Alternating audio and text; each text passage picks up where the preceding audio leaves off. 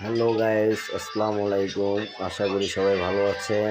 আজ আপনাকে আমি নিয়ে যাব খিলগাঁও বাগিচা। এখানে মামার জলপাইয়ের চা খেতে কতই না অসাধারণ। আসলে এসে না খেলে কেউ বুঝতে পারবেন না। তো আমরা সবাই মিলে আজ ছুটে এসেছি জলপাইয়ের চা খাওয়ার জন্য। কি গাবির, কেমন লাগতেছে? অনেক সিরিয়াল, অনেক পরিশ্রম করে খেতে হয় এখানে। তো আপনারাও আসেন, মামার হাতে জলপাই চা খেয়ে যান। অনেক ইয়াম্মি, ও মাই গড, কি অপূর্ব তাই না? দেখতে যতটা সুন্দর, খেতে তার চেয়ে অনেক মজা, তাই না?